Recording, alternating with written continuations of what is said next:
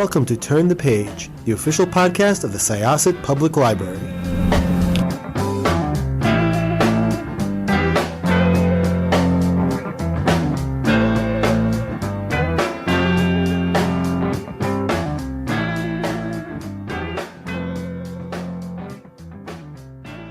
Hello, everybody. This is Evelyn Hershkowitz, Reader Services Librarian from the Syosset Public Library.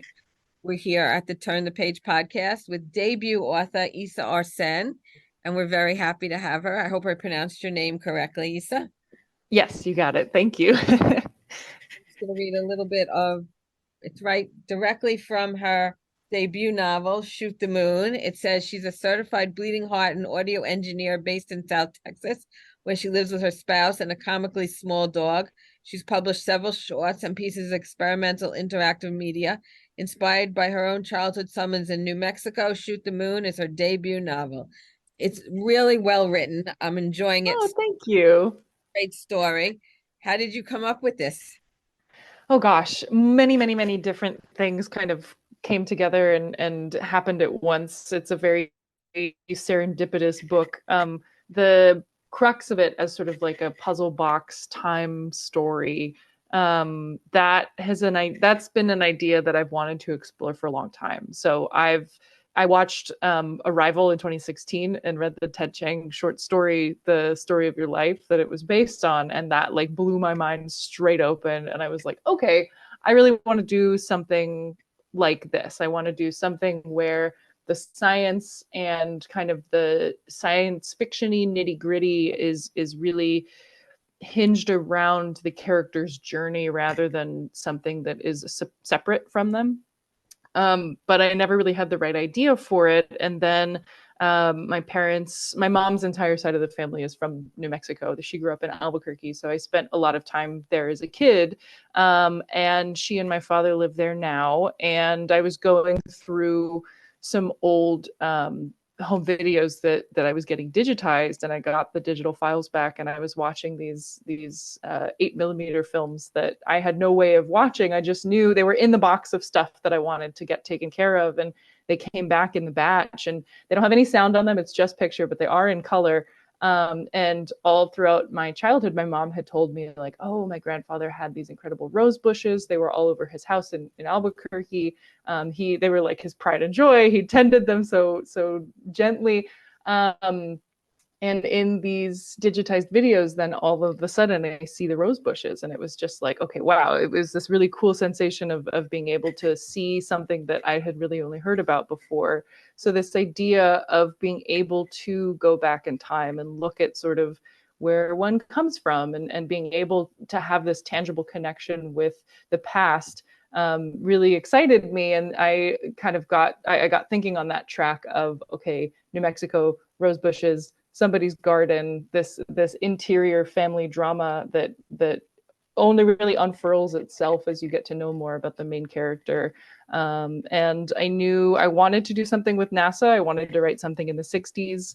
And New Mexico has a very specific kind of angle to it in that time period due to the development of the atomic bomb, and there was a lot of suburban growth happening then because of that. There were a lot of science jobs happening out there, families coming from all over the place, and what would that feel like from a child's perspective, somebody who doesn't really understand all of that. So everything kind of mashed together, and I came up with Annie, and the rest is history. I just took it and ran with it, and now here we are.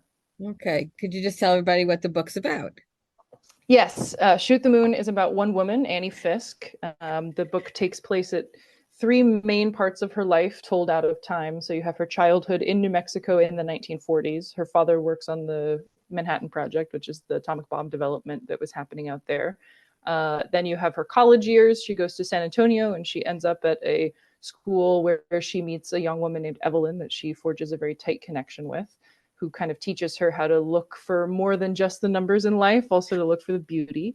And then she finds herself in Houston working at NASA as a secretary during the Apollo 11 launch. And she starts kind of this strange, unexpected dance around one of the engineers.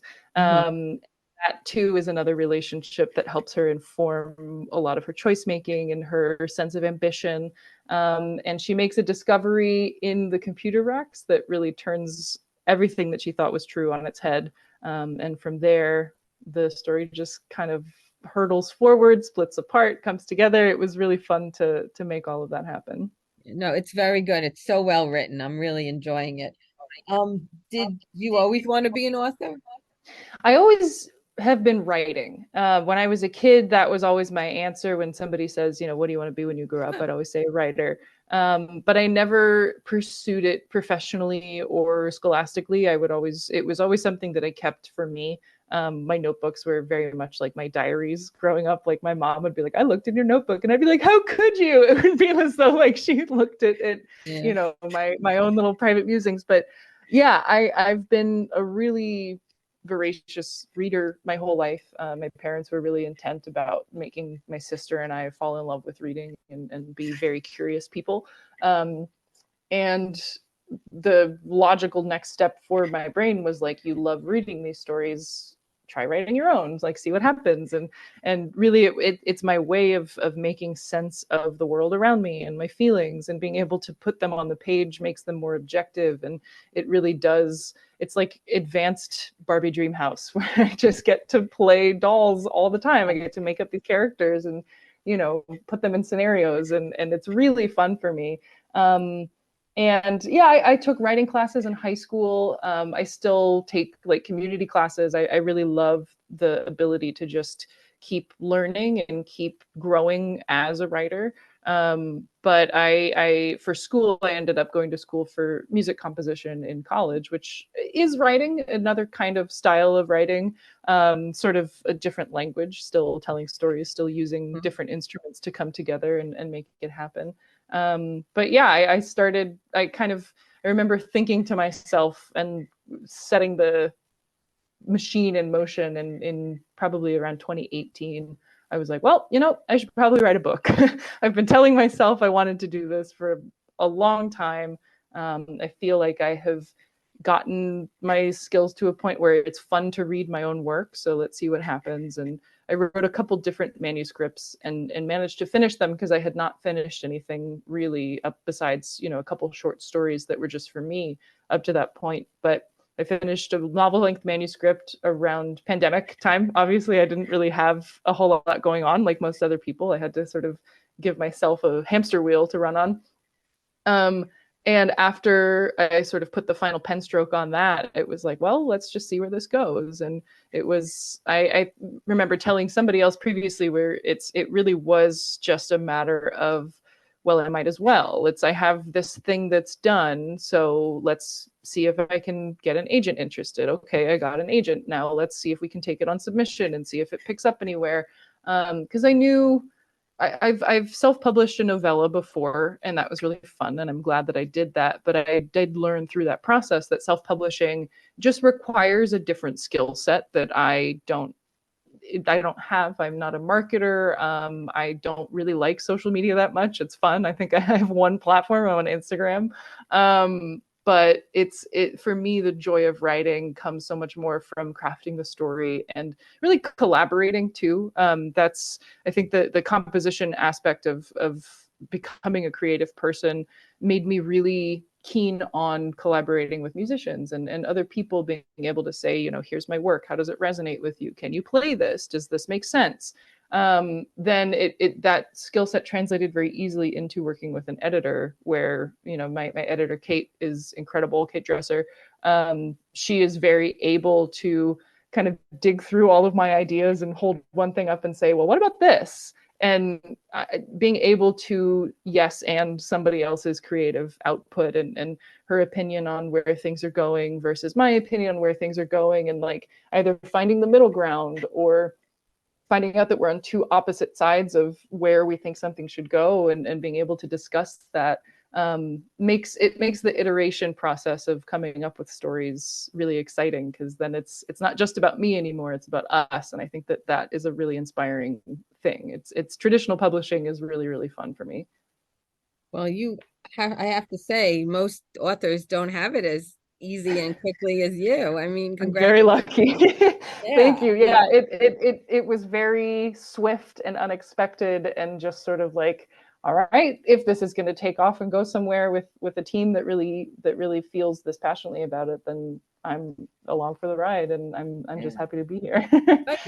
That's fabulous. I mean, I speak to a lot of authors and they have manuscripts in the drawer and ones that have been rejected and Oh, I have so many of those too. Trust me. oh, okay. I've got a lot of no's, and even I'm my agent and I have talked about it too, and I've said, I have no problem shelving anything that we just don't think is going to move the bus in the right direction.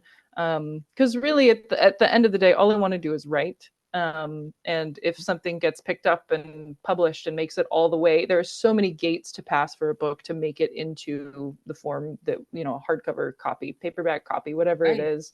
Yeah, and the fact that it is hardcover, which is It is. that's Yeah, really like the gold standard, that's it is. And so oh my much God, the paperback. jacket detail is beautiful. The art team knocked it out of the park. Yeah, oh, the I cover is am so in love with gorgeous. this book. Yeah, they did Cover a is absolutely wonderful gorgeous. job. A book being born, I think, is just such a rare thing, and to be able to see that and appreciate it and know that it is not the case for every story that deserves to be told. That I'm very lucky to get a slice of the pie at this little portion of, this little wink in time that is very short in comparison to the whole history of publishing and the whole history of people telling stories to each other. It's just very, very cool to be here right now. Yeah, no, it's wonderful. I don't know if you're an audiobook person or not, but I started listening to part of the audiobook, and that is very well done also. I love her voice. I don't know her. She's wonderful. Kristen C, I Yeah. believe she works pretty often with Penguin Audio.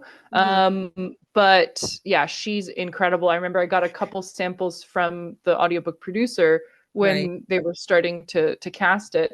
And I was listening to a few, and then I heard her, and I said, "Ooh, I like that." Like, and I sent along some samples of, I really like how she does Annie's voice. Is sort of the Annie's narration is quite interior for many of the scenes in the book. Right. And there are two love interests, so I knew that I wanted those to also sound right. So I sent over some samples that feature both of them. And she just hit right on the nail with both of them. Yeah. So it was so much fun to listen to. I spent publication day and the day after listening my way through, Oh, which is okay. so cool because that's not a medium. I'm an audio engineer, so I've worked with making audiobooks happen. So I know all of the ugly nitty gritty of, like, you have to wear soft clothes. It takes a really long time. Sometimes you forget what a character sounds like. You have to go back and listen. It's an odyssey to get those recorded. And she did such an amazing job with it. And it's just so cool to hear the book and sort of consume it through a different sense, because I have read this story over and over again. We've revised it. We've I know so many different versions of it. And to have the final version preserved in a medium that I really enjoy has been so cool. She Yeah. just did such a great job. Yeah, it's a great audiobook. It's great on the printed page. It's just a wonderful story. For those of us in Syosset Library, I just want you to know we do have the book here, the print copy, and it's also available on Overdrive. So you can Yay. get it. Oh, thank you. Get it both ways. Yeah. I love public libraries. They are the reason that I love reading. So I am so pleased that it's making its way through circulation. Yeah, and we have it. It's here. And Kirkus gave it a very nice review. It says explorations of love, lost science, and the edges of the universe, and what is and is not possible in the space-time continuum.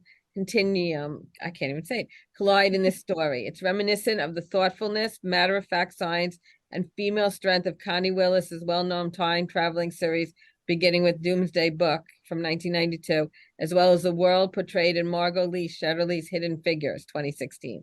A delightful and surprising story of a woman drawn through life by curiosity. So that's a very nice review from Kirkus. I was so pleased when that one came through, because Yeah, that's kind of the joke with authors, is that, like, Kirkus is such a hard judge. they are. So when that one came over, my publicist was like, "You didn't get a star, but this is like a really good review. Right. So, like, kudos. Take the Right. flowers, have your laurels." Right. That was a fun one. It was one of the first ones that came in too. So I Oh, was super excited that, like, that set a very nice bar for what came after. And people have really been enjoying it. I've been so not surprised, because I do feel like it is a book that speaks, even if you aren't a woman or a feminine person, or sort of feel the same kind of attractions that Annie does, or the same kind of drives throughout life. I do think that it's a pretty universal story about wanting something better for yourself without quite knowing what it is, and sort of just trusting your instinct and going with this idea of always looking for something better and always choosing to look up instead of down. So I do hope that a lot of different kinds of people sort of find different things to love in it, because I think there is a lot in there that can be held on to. Now, when you wrote the book, did you write each timeline separately and then combine it, or you just how did you write? I believe the original outline, which I hand wrote in my mom's garden, just sort of getting it started one day when I was on vacation. I believe I outlined it out of order, but the thing that is constant throughout it is that those time cards have always been there at the beginning. Each sort of chapter change starts off with the time, the place, Right. the time, the place, and the location, and that I think the fact that I put the initial skeleton of the story together out of order, I was still very careful to call to, this scene that takes place in the present calls to a theme in the past, and the ties between the scenes are thematic, or something to do with a character arc, or something to do with a concept that's coming up again. So you're never, regardless of how far apart the scenes are in time, they are never very far apart in terms of content or purpose.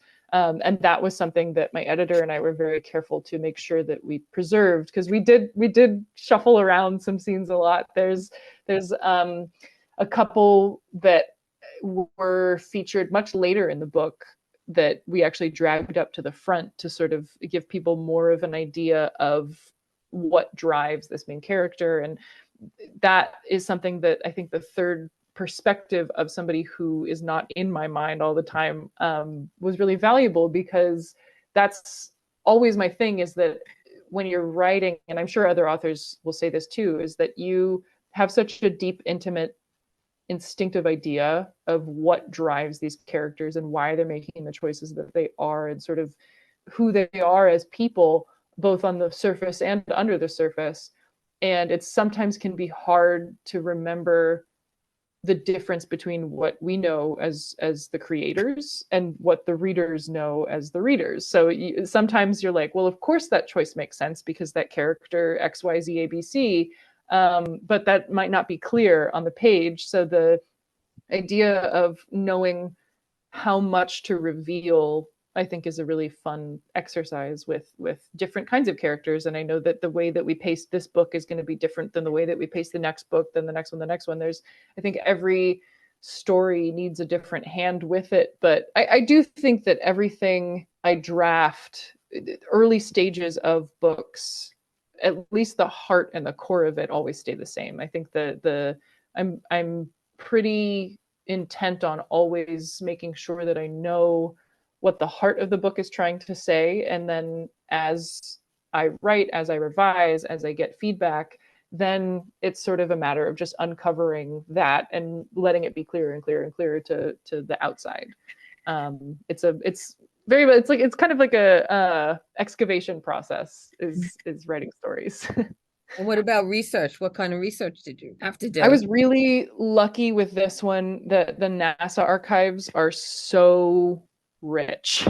There is so much stored everywhere. So many good primary sources, manuals, reports that have been declassified. I think some are still redacted in some ways, but a lot of what was done for Apollo 11, it's such old technology now that there's no secrets. Everybody knows how all this stuff works. I think they got up to the moon with 50 megabytes of computer space, which we can now have, smaller than your pinky finger. We can have that. So there's so much factual knowledge out there about the launch. But then when it came to constructing kind of the time travel aspect of it and the more theoretical parts, I did have to read some Einstein. I did have to dive into some very intimidating texts on, rockets and how time works and how we perceive dimensions, first dimension, second dimension, third dimension, fourth dimension, and how time travel could even theoretically be possible, and wrap my head around that and then find a way to make that work with the story and also feel organic. And that was my biggest goal. Is I never want the reader to feel like I'm kind of jumping off the deep end and leaving them behind and saying, like, only people who have studied this stuff for real can understand this now. Because I did not study this stuff for real. It was very much a matter of doing the research and finding the articles and, digging and looking for the aspects of it that do make sense as just another piece of the fabric of our reality. It's when you really stop to think about it, the fact that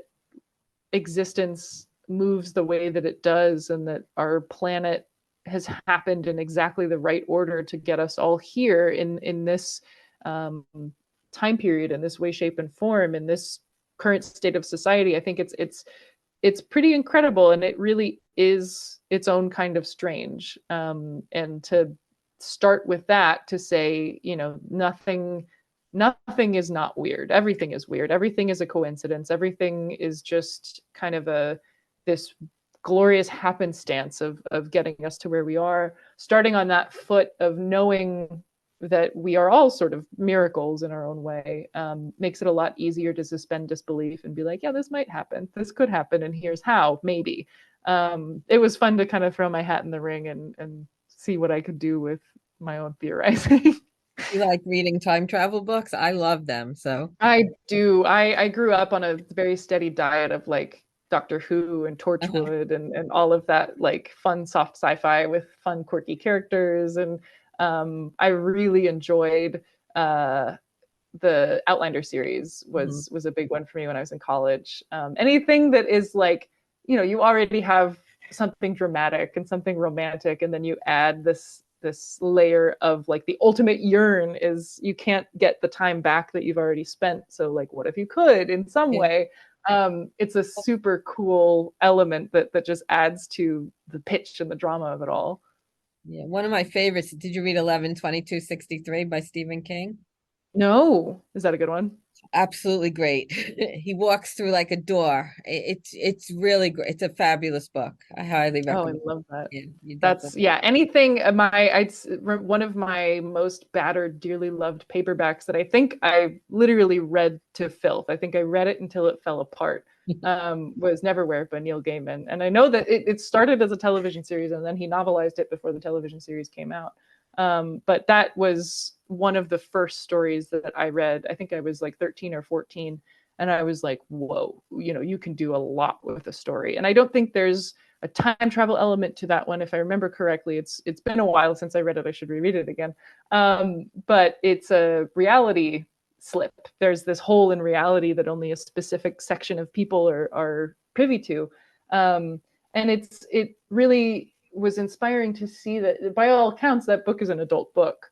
And it was one of the first capital A adult books that I read as a young person. And the idea that a book for adults could still have as much hope and magic and whimsy to it as a children's book, that was super, super inspiring to me. And I think it really has, I have always sought stories that have some element of playfulness to them, even amid very heavy themes, even amid very real stakes. I do still like having the sense of, there has to be a silver lining, or else why is anybody engaging with anything that I'm going to be putting if I'm just sort of repeating the same stuff that you could get from a news article or from a headline? And everything is so heavy these days.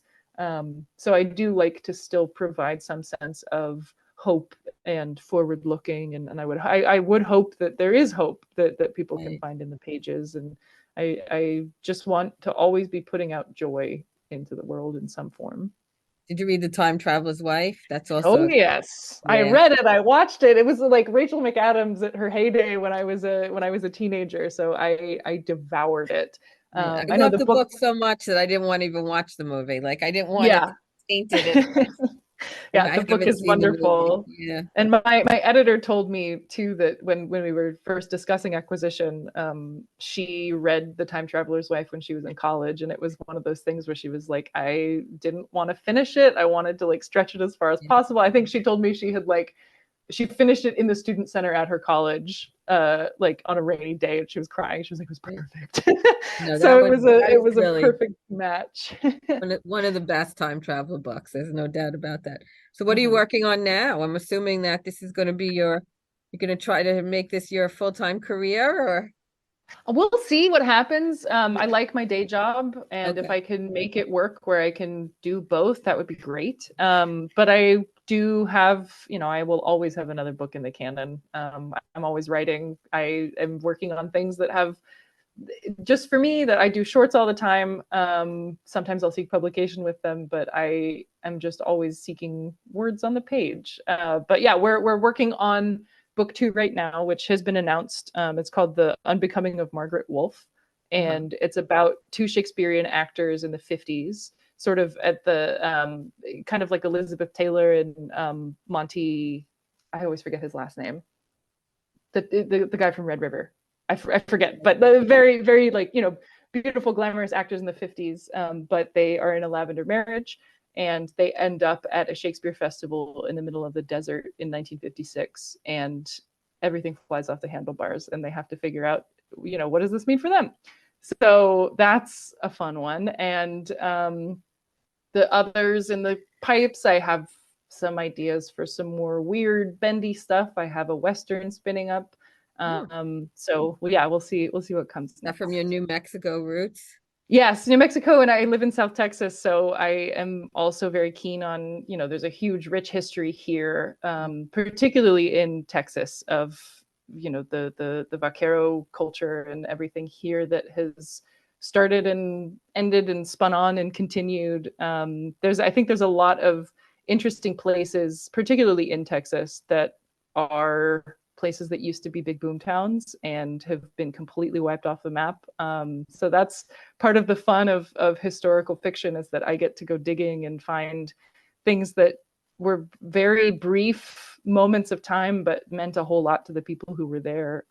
So we'll see what happens there. But yeah, it's ghost towns are fun, and we'll see what I can make out of it. Okay. I just want to make a comment that in your book there's an Evelyn and Yes. and I'm reading Wellness by Nathan Hill.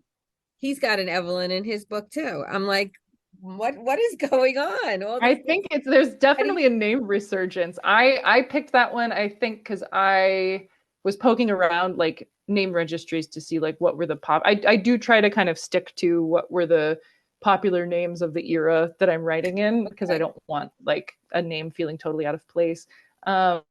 But I like it because it's a name that can be very stately, or it can be something that's shortened and gets more familiar. There's a lot of ways to Right. I'm make Evie. it. Everybody out of work calls me Evie. So yeah, it's Yeah. a Yeah, nickname. Evelyn in the book gets there is some Evie that you'll see as the relationship progresses. Uh-huh. It gets more friendly, it gets warmer. It's fun. Yeah. Oh, and I always visualize and then hear what the character sounds like, kind of what their voice is like, and then I'll try to stick a couple names on them and see what sticks. Annie, the name came first, and then the mental image of her followed immediately after, and I was like, yep, that's Annie. It has to be Who would Annie. you like to portray her in a movie? Who do you think would be Oh Annie? gosh. Um, oh, what's her name? Hold on, I'm gonna look this up because I was Okay. watching a movie with her in it the other day. Caitlin Dever. She would Oh, be like the perfect. She's beautiful, and she can portray a lot of really amazing emotional range, from more timid to very bold. She's wonderful. She's an actress that she's been working for a long time, I think, since she was a kid, but she's starting to really find her footing now, I think, with some really interesting productions. what So was yeah, she in? Caitlin Deaver is like the top for that. What was she in recently that you saw? She was in, I don't remember the name of it, and I saw it the other day. It's very cool. It's like an alien movie. Oh. It's called. She was in Justified as a recurring character, and her most recent one was. It's a movie called No One Will Save You. It's about aliens, and it's like almost completely silent. I think there are only 3 lines of dialogue in the whole Oh movie. my. Yeah, I watched it. The sound design in that is incredible, and I have a lot of. I did a lot of sound design in my early career with films and short film. So that's always a feast for me when it's like, ooh, it sounds good. But yeah, that's a cool movie. She's a great actress. She'd be a great Annie in like the perfect world. So we'll see what happens. Yeah, that would be nice, right? Making it into Yeah, that'd be fun. Oh, that would be fun. Would you want to write the screenplay? I don't know. It would. I think if it was the right team, that would be a really, really fun development. I have written scripts before. I've written some short films. I've written some stage plays. And it is a really cool medium for me because it is. I tend to lean a lot on the crutch of description and prose and being able to be very intent and clear about what I think the scene should look like in my head. But it's fun because script writing is like it's an exercise in trust because you have to really factor in how much are you going to trust the actors with emotion tagging and things, and to expect them to draw the right instinct from the words, and then to trust a director as well, and how much direction do you put on the page. There are some plays that I've read that are just dialogue but they're stunning. And then there are some scripts that are very description heavy, action heavy. And it really is, it's a different side of voice. It's a different medium. So of course the way that voice comes across is different, but it's fun to read scripts. I've read a bunch of Kubrick scripts. I love Stanley Kubrick. I've read a bunch of Ari Aster scripts and people who have a hand with creation that I think is really interesting and special. They all write so differently, and it is truly like picking up a book, and different authors have a different way of writing things, different directors, different screenwriters, they all have a different way of doing it too. So it's cool, and it is a world that I think feels very far apart, but really I think if you get into the meat of it, everyone's just telling stories. So yeah, I would definitely be interested in at least hitching a ride to see how they do it if it does get picked up anyway. We'll see what happens. Great. I wish you luck with that. Thank you. So it's been so nice chatting with you. I really have enjoyed this, and Shoot the Moon is a great book. So if anyone's interested, please give us a call. We'll be happy to put it on hold for you and have it available as soon as it comes in. So this has been Turn the Page with Evelyn Hershkowitz, and my guest today is Isa Arson with her very first book, Shoot the Moon. So I thank you so for much having me, Evelyn. I just want to this is so much were you fun. able to go on tour at all with this book? Yes, we had, as of taping, this is October 12th. We launched on October 10th. The local store here in San Antonio is Nowhere Bookstore from Jenny Lawson, and that was fun. It was a great launch. I did some reading, some Q&A, some signing, and then this coming weekend I'm headed to Dallas on the 14th at Terabang Books. And then a couple weeks in New Mexico, I'll be in Albuquerque and Santa Fe on the 22nd and 23rd at Bookworks and Collected Works. And then I'll be at the Texas Book Festival in Austin in November. So yeah, all the information's on the website. If anybody is in those locales, come say hi. I'd be happy to see you. That's great. I was in Santa Fe last year. It was beautiful. It's gorgeous. It's my favorite place in the world. It's amazing. It is. It's really gorgeous. Okay, so I'm going to thank you again. So we're going to wrap up this Turn the Page podcast and close the chapter. Thank you so much, Isa, for being with us. Thanks for having me, Evelyn. I had a great time. Thanks. Have a great day. Take care. You too. Bye-bye. It's time to close this chapter of Turn the Page. Join us for the next episode.